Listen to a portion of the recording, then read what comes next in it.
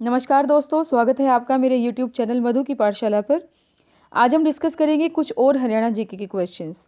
पहले जो video upload की गई थी वो एचटेट के पेपर में बहुत ज़्यादा हेल्पफुल रही। काफ़ी अच्छा रिस्पॉन्स आप लोगों की तरफ से मुझे मिला। बहुत सारा रिगार्ड, बहुत सारा प्यार आप लोगों की तरफ से मिल रहा था। तो जिस तरीके से एक स्ट्रैटेजी हम एस्टेट में बना करके चले थे, वैसी ही एक स्ट्रैटेजी हम अब आने वाले जो पेपर्स हैं ग्राम सचिव, केनाल पटवारी और पटवारी, उनके लिए भी बना करके चल रहे हैं। होपफुली वो जो आइडिया हमने पहले लिया है, इसी तरीके से कुछ ऐसा आइडिया, एक ऐसी स्ट्रैटेजी मैं आपके साथ डिस्कस करूँगी जो आपके इन एग्ज़ाम्स के लिए भी हेल्पफुल रहेंगी। तो हरियाणा जी के उस स्ट्रैटेजी का भी एक पार्ट है, ठीक है। तो हम इसको डिस्कस कर लेते हैं। साथ के साथ आपको वीकली जो है वीडियोस मिल जाया करेंगी जिसमें हम रीजनिंग और साइंस को भी डिस्कस किया करेंगे, ठीक है। तो चलिए शुरू कर लेते हैं। सबसे पहले क्वेश्चन है, मोरनी हरियाणा के पंचकुला जिले स्थित प्रजनन केंद्र डैश के प्रजनन के लिए उद्देश्य निर्मित केंद्र है। यानी कि कहने का मतलब क्या है कि मोरनी एक प्रजनन केंद्र है, ठीक है। और ये जो प्रजनन केंद्र है कहाँ है? पंचकुला में। एक क्वेश्चन तो यहाँ से बन गया हमारा कि मोरनी प्रजनन केंद्र कहाँ पर है? पंचकुला में है, ठीक है। अब ये सवाल उठता है कि ये किसके प्रजनन केंद्र के लिए उद्देश्य निर्मित केंद्र है? तो उसमें हमारे पास क्या रहेगा? तीतर रहेगा। क्या रहेगा? तीतर। अब कई बार बच्चे गलती कर देते हैं कि मोरनी से वो थोड़ा मयूर के साथ उसको लिंक करा देते हैं। उसके साथ लिंक नहीं कराना। आप ये सोच लेना कि मोरनी है तो मयूर तो बिल्कुल भी नहीं है, ठीक है। तो वो क्या रहेगा? तीतर रहेगा, ठीक है। नेक्स्ट देखिए, हरियाणा में 2 राष्ट्रीय उद्यान हैं। एक सुल्तानपुर राष्ट्रीय उद्यान है, दूसरा है, यानी कि दूसरा इन्होंने पूछा है। तो जो सुल्तानपुर राष्ट्रीय उद्यान है वो कहाँ पर है? वो गुरुग्राम में है, ठीक है। ये तो हमारे पास क्वेश्चन हो गया यहाँ से कि सुल्तानपुर राष्ट्रीय उद्यान कहाँ पर है? गुरुग्राम में है। कितने राष्ट्रीय उद्यान हैं? 2 हैं, ये भी यहाँ से हमारे पास क्लियर हो गया। अब दूसरा जो राष्ट्रीय उद्यान है वो कौन सा है? वो है कलेसर राष्ट्रीय उद्यान, और ये कहाँ पर है? ये यमुनानगर में है। तो ये बात आपने ध्यान रखनी है, ठीक है। जो जो क्वेश्चन हमारे पास बन जाते हैं हम उन सबको डिस्कस कर लेते हैं। होपफुली उन्हीं में से कोई ना कोई दूसरा क्वेश्चन निकल करके हमारे नेक्स्ट एग्जाम में आ सकता है। वर्तमान में हरियाणा में कुल संरक्षण क्षेत्र हैं। संरक्षण क्षेत्र हमें बताने हैं, तो संरक्षण क्षेत्र हमारे पास 2 हैं हरियाणा में, ठीक है। जैसे पहले भी बात की गई थी, वन्यजीव अभ्यारण्य कितने हैं? 8 हैं, ठीक है। और जो राष्ट्रीय उद्यान है, पार्क हैं, वो कितने हैं? 2 हैं। अब यहाँ पे हमारे पास आया कुल संरक्षण क्षेत्र कितने हैं, तो संरक्षण क्षेत्र हमारे पास 2 हैं। अब ये कौन कौन से हैं ये भी मैं आपको यहाँ पे बता देती हूँ। एक है हमारे पास बीरबारा, ठीक है। बीरबारा, इसको हम बीहड़ बड़ा वन भी कहते हैं। कई बार हमारे पास क्या आता है कि ये बीरबारा ना लिख करके बीहड़ बड़ा वन, ठीक है, ये लिखा आ जाए तब भी हमें यही समझना है कि वो बीरबारा की बात चल रही है, ठीक है। और ये वन्य अभ्यारण्य है, वन्य अभ्यारण्य। वन्य जीव अभ्यारण्य मैं यहाँ नहीं मेंशन कर रही हूँ, ध्यान से इसको समझ लीजिएगा। ये वन्य अभ्यारण्य की बात हो रही है, और ये कहाँ पर है? ये आपका जींद में है, ठीक है। ये तो हो गया फर्स्ट कि बीरबारा वन्य अभ्यारण्य कहाँ है? जींद में है, ठीक है। अब दूसरा है हमारे पास सरस्वती, सरस्वती वन्य अभ्यारण्य, ठीक है। ये हमारे पास आ जाएगा, ये हो जाएगा कैथल में। ये 2 हमारे पास आ गए हैं वन्य अभ्यारण्य, या फिर आप इसको बोल दीजिए कुल संरक्षण क्षेत्र। कुल संरक्षण क्षेत्र हो गए 2, और कौन कौन से हो गए? बीरबारा और सरस्वती। बीरबारा जींद में है, सरस्वती कैथल में है, ठीक है। सरस्वती कहाँ बहती है? थल पर बहती है, तो सरस्वती को इस तरीके से याद कर सकते हो आप, ठीक है। और बीर जो है, बीर कहाँ पर मिलेंगे? जींद में मिलेंगे। बीर कहाँ मिलेंगे? जींद में, ठीक है। चलिए नेक्स्ट देखिए, हरियाणा के डैश में मोर और चिंकारा प्रजनन केंद्र है। यहाँ पे आप ब्लैंक बना लीजिएगा, ठीक है। हरियाणा के डैश में मोर और चिंकारा प्रजनन केंद्र है। तो चिंकारा और प्रजनन केंद्र जो हमारे पास रहेगा वो कहाँ रहेगा? रेवाड़ी झाबुआ में रहेगा। कहाँ पे रहेगा? रेवाड़ी झाबुआ। अब यहाँ पे रेवाड़ी मेंशन नहीं किया हुआ, सीधा झाबुआ लिखा हुआ है। बाकी में देखिए हमें जिले मेंशन किए हुए हैं, लेकिन यहाँ जिले से भी और स्पेसिफिक कर दिया झाबुआ, ठीक है। तो झाबुआ रेवाड़ी में हमारा क्या आ जाएगा? मोर और चिंकारा प्रजनन केंद्र। लेकिन सिर्फ चिंकारा प्रजनन केंद्र आपसे पूछा जाए, चिंकारा प्रजनन केंद्र, वो हमारा कहाँ रहेगा? वो भिवानी में रहेगा। कहाँ रहेगा? भिवानी में, ठीक है।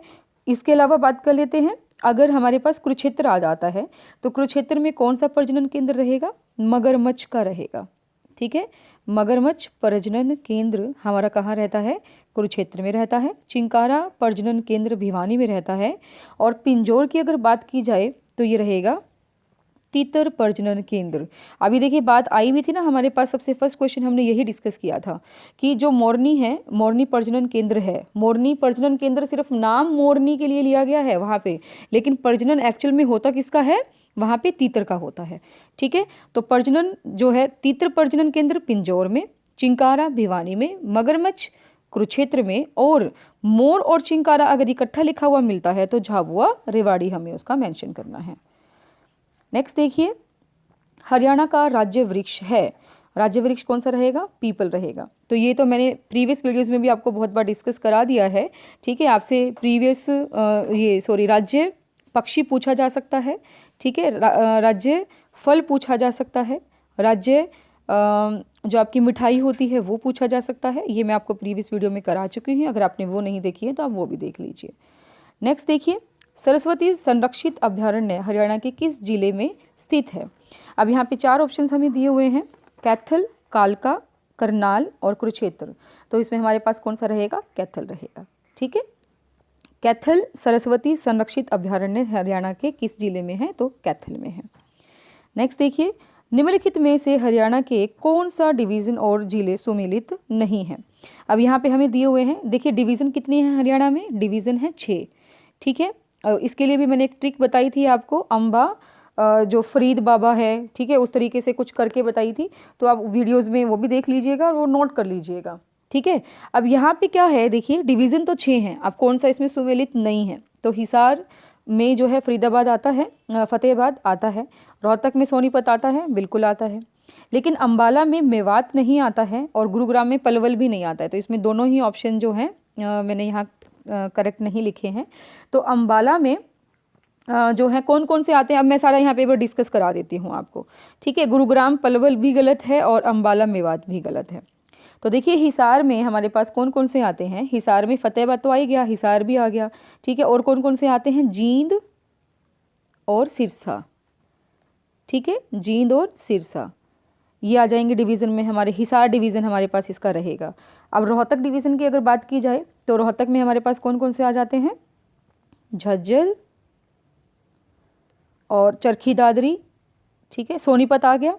ठीक है, झज्जर, सोनीपत, चरखी दादरी और भिवानी। ठीक है, रोहतक खुद तो है ही है, तो इसमें हमारे पास कितने हो गए? 4 जिले हो गए, भिवानी, चरखी दादरी, सोनीपत, झज्जर और रोहतक। ये रोहतक डिवीज़न में हमारे पास आ जाता है। अम्बाला डिवीज़न की अगर बात की जाए तो अम्बाला में कुरुक्षेत्र, ठीक है, पंचकुला और क्या रहेगा हमारे पास? यमुनानगर। ठीक है, अम्बाला, कुरुक्षेत्र, पंचकुला और यमुनानगर रहेगा। गुरुग्राम की अगर बात करते तो गुरुग्राम में हमारे पास कौन कौन से आ जाएंगे? एक तो गुरुग्राम खुद तो है ही है, और एक आ जाता है महेंद्रगढ़ और रेवाड़ी। ठीक है, तो इस तरीके से हमारे पास 6 डिवीज़न हैं। तो 6 डिवीज़न के अकॉर्डिंग अब कौन सा रह गया हमारे पास? फरीदाबाद। अब जो मेवात है ना, मेवात फिर किस डिवीज़न में आता है? मेवात हमारा फरीदाबाद डिवीज़न में आता है। ठीक है, किस में आता है? फरीदाबाद डिवीज़न में आता है। और फरीदाबाद में फरीदाबाद डिवीज़न में हमारे पास एक तो ये हो गया फरीदाबाद सॉरी। ठीक है, एक मेवात हो गया जिसको हम नू भी बुलाते हैं आज के टाइम में। ठीक है, एक हो जाएगा पलवल। तो ये जो हमारे पास दोनों ही थे वो हमारे पास किसके थे? फरीदाबाद डिवीज़न के थे, पलवल और मेवात। ठीक है, मेवात को क्या बोल रहे हैं? नूह बोल रहे हैं। इसके अलावा जो छठा डिवीज़न है वो कौन सा रह गया है? करनाल। ठीक है, करनाल जो होगा उसमें कौन कौन से आ जाएंगे? करनाल खुद तो है ही है, और एक आ जाता है पानीपत और कैथल। हरियाणा के खोल ही रेतान वन्यजीव अभ्यारण्य की स्थापना किस वर्ष में हुई थी? यानी कि स्थापना डैश वर्ष में हुई थी, यहाँ पे डैश है। ठीक है, डैश वर्ष में हुई थी, तो वो हमें बताना है यहाँ पे। तो कौन सा ऑप्शन दिया हुआ है? कौन सा है? लास्ट है इनमें से कोई नहीं, 2002, 2006, 2000। तो इनमें से कोई ही नहीं है। इसमें रहेगा हमारे पास 10 दिसंबर 2004। जो खोल ही रेतान हमारे पास वन्यजीव अभ्यारण्य है उसकी स्थापना कब हुई थी? 10 दिसंबर 2004 में हुई थी। अब ये खोल ही रेतान हमारे पास है कहाँ पर? ये है पंचकुला में। कहाँ पर है? पंचकुला में। पंचकुला में 2 वन्यजीव अभ्यारण्य हैं। कौन कौन से हैं? एक तो हमारे पास खोल ही रेतान आ जाएगा और दूसरा आ जाएगा बीर शिकारगढ़। ठीक है, कौन सा आ जाएगा, बीर शिकारगढ़। अब इस बीर शिकारगढ़ की स्थापना कब हुई थी, 1975 में हुई थी। कब हुई थी, 1975 में। तो ये याद रख लेंगे। जो हमारे पास खोल ही रेतान है वो कब हुआ था, 2004 में स्थापित हुआ था। और बीर शिकारगढ़ की स्थापना कब हुई थी, 1975 में हुई थी। चलिए नेक्स्ट देखिए, और दोनों ही कहाँ हैं, पंचकुला में। मगरमच्छ पालन केंद्र हरियाणा के किस जिले पर में स्थित है, जिले में स्थित है। तो यहाँ पे हमारे पास कौन सा रहेगा, अभी हम बात करके आए हैं ऊपर, ठीक है। मगरमच्छ का हमारे पास कहाँ पे रहता है, कुरुक्षेत्र में रहता है। चलिए नेक्स्ट देखिए, 2004 के बाद प्रति वर्ष हरियाणा राज्य में वृक्ष दिवस डैश को मनाया जाता है। हमें बताना है कि वृक्ष दिवस कब मनाया जाता है। तो इसके लिए हमारे पास रहेगा 15 जुलाई। हर 15 जुलाई को वृक्ष दिवस बनाया जाता है 2014 के बाद। आपसे क्वेश्चन किस तरीके से पूछा जा सकता है कि वृक्ष दिवस को हरियाणा में कब से मनाया जाता है, तो वो बोल देंगे 2014 के बाद से मनाया जाता है। हरियाणा में साल वृक्ष में पाए जाते हैं, डैश में पाए जाते हैं, यानी कि साल वृक्ष जो हैं वो कौन से वन में पाए जाते हैं, तो उसके लिए हमें पूछा गया है। तो सोनीपत के वन, कालेसर के वन, रोहतक के वन और गुड़गांव के वन। तो उसमें हमारे पास रहेगा कालेसर के वन। हरियाणा के साल वृक्ष कालेसर के वन में पाए जाते हैं। वनों के विकास को बढ़ाने के लिए हरियाणा सरकार ने अपनी वन नीति डैश में बनाई। वन नीति कब बनाई थी, तो वन नीति के लिए हमारे पास क्या आ जाएगा, 2006 में बनाई थी। इसके अंतर्गत जो है 20% जो वन और वृक्ष आवरण है उसको प्राप्त करने का लक्ष्य जो है निर्धारित किया गया था। ठीक है, कब बनाई थी, 2006 में बनाई थी। क्या बनाई थी, वन नीति बनाई थी हरियाणा ने स्वयं की, खुद की। ठीक है, नेक्स्ट देखिए, भिंडावास वन्यजीव अभ्यारण्य किस जिले में स्थित है। तो भिंडावास हमारा कहाँ पे रहेगा, झज्जर में रहेगा। ठीक है, अब इसी तरीके से एक और वन्यजीव अभ्यारण्य है हमारे पास, कहाँ पर, झज्जर में। वो कौन सा है, खापरवास। ठीक है, कहाँ पर है, खापरवास। तो ये क्या रहेगा, खापर और भिंडा दोनों ही कहाँ है, झज्जर में है। ठीक है, अब ये क्वेश्चन भी पूछा जा सकता है कि इनकी स्थापना कब हुई थी। तो अगर भिंडावास की बात करें तो भिंडावास की तो 2009 में हुई थी। ठीक है, और खापरवास की बात की जाए तो ये 1991 में हुई थी। खापरवास की कब हुई थी, 1991 में हुई थी। नेक्स्ट देखिए, सुभाष चंद्र बोस पार्क कहाँ स्थित है। सुभाष चंद्र बोस पार्क ये हमारा कहाँ है, अंबाला में है। अब इसके अलावा जो है आदि बद्री हर्बल पार्क भी जो है क्वेश्चंस में पूछा जा रहा है। कौन सा है, आदि बद्री हर्बल पार्क। ये हमारा कहाँ पर रहेगा, ये रहेगा यमुना नगर में। ये क्वेश्चन भी प्रीवियस पेपर्स में पूछा गया है। नेक्स्ट देखिए, हरियाणा की क्षेत्रफल की दृष्टि से हरियाणा का सबसे कम मात्रा में जंगल वाला जिला है। अब ये बहुत ही इंपॉर्टेंट क्वेश्चन बन जाता है हमारा, तो इसमें रहेगा फतेहाबाद। ठीक है, सबसे कम मात्रा में जहाँ जंगल हैं वो है फतेहाबाद। ठीक है, और कितने हैं, ये रहेंगे 0.71 ओनली। परसेंटेज में अगर बात की जाए तो 0.71%।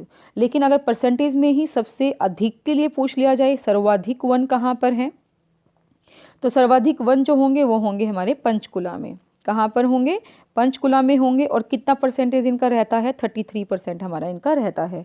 और दूसरे नंबर पे जो आते हैं यमुनानगर आता है, और यमुनानगर में 10.67% जो हैं सर्वाधिक वन रहेंगे हमारे पास। ठीक है, यानी कि सर्वाधिक पूछा जाए तो पंचकुला 33%, लेकिन दूसरे नंबर पे अगर पूछा जाए कौन रहता है तो वो यमुनानगर रहता है 10.67% के साथ। अच्छा, अब एक चीज़ और आती है, क्या क्वेश्चन पूछा जाता है कि सर्वाधिक वन क्षेत्र, सर्वाधिक वन क्षेत्र आपसे पूछा जाए, क्षेत्रफल की दृष्टि से पूछा जाए है, तो वन क्षेत्र जो हैं वो किस में रहेंगे, पंचकुला में रहेंगे। कहाँ पे रहेंगे, पंचकुला में। और ये 395 वर्ग किलोमीटर के हिसाब से रहेगा, 395 वर्ग किलोमीटर। ठीक है, तो वर्ग किलोमीटर के हिसाब से भी आप इसको समझ लेना। ठीक है, और परसेंटेज में पूछा जाए सबसे कम कौन है तो कौन सा रहेगा, फतेहाबाद रहेगा। ये बात ध्यान रखेंगे। नेक्स्ट देखिए, अच्छा इसमें एक चीज़ और मैं बता देती हूँ, वो चीज़ तो बताना रह ही गया कि सर्वाधिक वन क्षेत्र अगर पूछा गया है तो पंचकुला की बात हुई। ठीक है, कितना था, 395 वर्ग किलोमीटर था। लेकिन अगर आपसे पूछा जाए कि सबसे कम वन क्षेत्रफल कहाँ है, कम वन क्षेत्रफल, तो वो हमारा पानीपत में रहेगा। ठीक है, क्षेत्रफल मैं आपको बार बार कह रही हूँ, क्षेत्रफल पूछा जाए तो वो पानीपत में रहेगा, और वो वर्ग किलोमीटर के हिसाब से रहेगा, तो वो रहेगा 15 वर्ग किलोमीटर तो पानीपत में। लेकिन अगर परसेंटेज के हिसाब से पूछा जाए तो फतेहाबाद रहेगा कितना, 0.71%। ये नोट कर लीजिए, बहुत इंपॉर्टेंट रहते हैं। सुल्तानपुर पक्षी विहार डैश में स्थित है। ये बहुत इजी रहेगा, लेकिन यहाँ पे सुल्तानपुर को करेक्ट नहीं करना है, यहाँ पे गुरुग्राम को करेक्ट करना है। ये कंफ्यूज करने के लिए दिया हुआ है, ठीक है। सुल्तानपुर पक्षी विहार कहाँ पर है? गुरुग्राम में है। सुल्तानपुर वन्य जीव अभ्यारण्य कहाँ है? गुरुग्राम में है। सुल्तानपुर पार्क कहाँ पर है? तो भी गुरुग्राम हम डालेंगे वहाँ पे, ठीक है। नेक्स्ट देखिए, हरियाणा में वनस्पति वन योजना कब लागू की गई थी? हरियाणा में वनस्पति वन योजना कब लागू की थी? तो उसमें हमारे पास रहेगा 1 नवंबर 2003 में। नेक्स्ट देखिए, किंगफिशर के लिए प्रसिद्ध अभ्यारण्य है। किंगफिशर ये प्रजाति है, ठीक है, वो कहाँ पर मिलती है, कौन से अभ्यारण्य में मिलती है? तो ये मिलेगी भिंडावास वन्यजीव अभ्यारण्य में। और भिंडावास वन्यजीव अभ्यारण्य कहाँ है? ये झज्जर में है। कहाँ पर है? झज्जर में। ये तो चीज़ें आपको बिल्कुल अच्छे से याद हो जाएंगी, अब रट्टा लगा लेना, ठीक है। अबूब शहर वन्यजीव अभ्यारण्य कहाँ है? सिरसा में है, ठीक है। अब्बू का सिर यानी कि अबूब शहर, और वो सिरसा बन जाएगा। और खप्परवास हमें अभी बात की थी, वो झज्जर में है। और छिलछिला की अगर बात की जाए वन्यजीव अभ्यारण्य कहाँ है, तो वो रहेगा कुरुक्षेत्र में। क्या हो जाएगा? कुरुक्षेत्र में। जैसे इसको याद रख सकते हो, कुरुक्षेत्र में जो है महाभारत का युद्ध हुआ था, तो सारी धरती छिल हो गई थी, तो वो उस तरीके से छिलछिला वन्यजीव अभ्यारण्य आपको याद रहेगा हमेशा। संजीवनी निम्न में से क्या है? संजीवनी एक वृक्ष है। बिल्कुल सिंपल सा क्वेश्चन, ठीक है। कचनार किस प्रकार के वन की विशेषता है? अब यहाँ पे वन भी आपको जो है पढ़ के जाने हैं, कितने तरह के वन हैं, ठीक है। 5 तरह के वन जो है हरियाणा में हमने डिवाइड किए हुए हैं, वो सब आपको याद रखना है। और उसमें ये भी चीज़ें पढ़ लेंगे। मैं अभी सब्जेक्ट स्पेसिफिक वीडियोज़ भी आप लोगों के लिए बनाने के लिए सोच रही हूँ, तो उसमें मैं ये सारी चीज़ें कवर करूँगी। कचनार किस प्रकार के वन की विशेषता रहेगी? तो ये 4 ऑप्शन हमें दिए हैं। शुष्क मरुस्थलीय वन, उपोष्ण कटिबंधीय वन, उष्ण कटिबंधीय वन और शुष्क पतझड़ वन।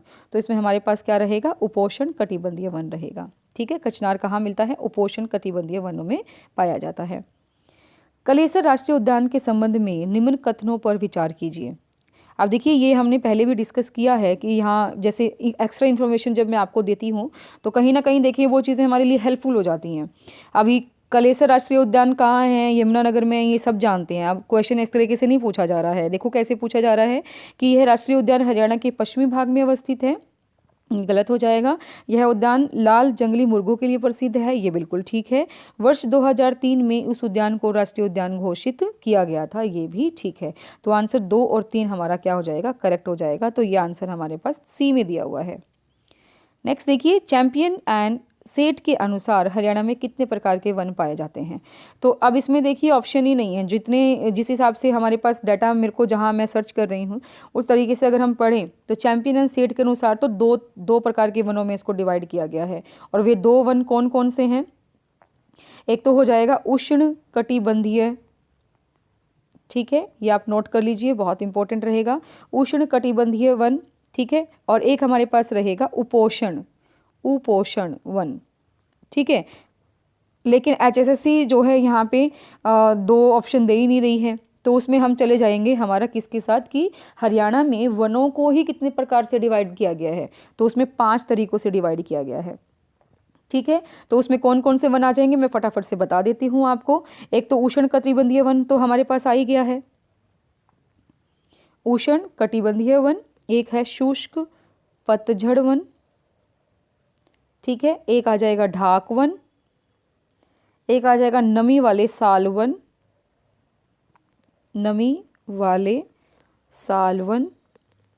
ठीक है। और एक हो जाएगा शुष्क मरुस्थलीय वन। देखिए अभी जो हमने ऊपर क्वेश्चन डिस्कस किया था उसमें ये 4 वन तो आ ही गए थे ना। तो शुष्क मरुस्थलीय, नमी वाले, ढाक वन, शुष्क पतझड़ और उष्ण कटिबंधीय, ये 5 तरह के वन जो होते हैं हमारे हरियाणा में पाए जाते हैं। तो यहाँ पे आंसर 5 को हम टिक कर देंगे। निम्न में से कौन सी संस्था पिंजौर में गिद्ध संरक्षण केंद्र को सहयोग नहीं दे रही है? Royal society for the protection of bird UK की है, जूलॉजिकल सोसाइटी ऑफ लंदन और animal welfare association of Asia. तो ये हमारे पास करेक्ट रहेगा, ठीक है। Animal welfare association of Asia UK जो है गिद्ध संरक्षण केंद्र को सहयोग नहीं दे रही है। नेक्स्ट देखिए, ढीला है, ढीला क्या है? ढीला एक घास है। वेरी सिंपल क्वेश्चन, ढीला एक घास है। किस वर्ष में हरियाणा के सुल्तानपुर राष्ट्रीय उद्यान को राष्ट्रीय उद्यान का दर्जा मिला। अब यहाँ पे भी ये आपको एक एक चीज़ नोट कर लेनी है। अब ये क्वेश्चन पूछे जा सकते हैं, इनका एरिया भी पूछ सकते हैं, इनका कुछ भी, ठीक है। तो हर चीज़ पे आपको फोकस करना है। तो इनकी भी एक सेपरेट वीडियो मैं आपके लिए लेकर आऊँगी, जिसमें each and everything we will discuss about all the parks और जितने भी हमारे वन्य जीव अभ्यारण्य हैं उनके बारे में। तो 1991 जो है हमारा इसका करेक्ट आंसर रहेगा कि सुल्तानपुर राष्ट्रीय उद्यान को राष्ट्रीय उद्यान का दर्जा 1991 में मिला। हरियाणा के किस जिले में कालेसर वन्य जीव अभ्यारण्य स्थित है? कालेसर कहाँ पे रहेगा? यमुनानगर में रहेगा। नेक्स्ट देखिए, हरियाणा वन विकास निगम HFDC लिमिटेड की स्थापना कब हुई थी? अब यहाँ पे पहले मैं इसकी फुल फॉर्म बता देती हूँ आपको। HFDC, अब कई बार हरियाणा वन विकास निगम ना लिख करके ये इस तरीके से भी लिख सकता है, ठीक है, हरियाणा फॉरेस्ट डेवलपमेंट कॉरपोरेशन, ठीक है, कॉरपोरेशन, ठीक है। तो ये रहेगा हमारे पास, और जो लिमिटेड है उसके साथ में लगा देंगे लिमिटेड। तो ये हमारे पास फुल फॉर्म होगी HFDC की, ठीक है। और ये कब इसकी स्थापना की गई थी? तो इसमें हमारे पास क्या है ऑप्शंस, ये रहेगा दिसंबर 1989 में इसकी स्थापना की गई थी, दिसंबर 1989 में। निम्नलिखित में से कौन सा पक्षी विहार हरियाणा के गुरुग्राम में स्थित है? तो ये बार बार आ चुका है हमारे पास, सुल्तानपुर पक्षी विहार जो है गुरुग्राम में स्थित है। निम्नलिखित में से कौन सा हरियाणा का महत्वपूर्ण इको पार्क है? देखिए अब ये डिफरेंट हमारे पास क्वेश्चन बन जाता है, और जैसे ही डिफरेंट हो जाता है वैसे ही वो इंपॉर्टेंट भी हो जाता है। तो ठीक है, तो इसमें कौन सा रहेगा? सुल्तानपुर पक्षी विहार रहेगा। Sultanpur Pakshi Vihar is also known as eco park of Haryana, ठीक है। तो इस तरीके से हमने कुछ डिस्कस किए हैं क्वेश्चन। आई होप कि आपको ये वीडियो हेल्पफुल रहे, ठीक है। और इसी तरीके से और नेक्स्ट वीडियोस के लिए आप हमारे मधु की पाठशाला के चैनल के साथ बने रहिए। और इसकी PDF अगर आपको चाहिए है तो आप हमारा टेलीग्राम चैनल मधु की पाठशाला को ज्वाइन कर लीजिए, वहाँ पे आपको कल ये PDF भी प्रोवाइड करा दी जाएगी। Thank you very much for being with us.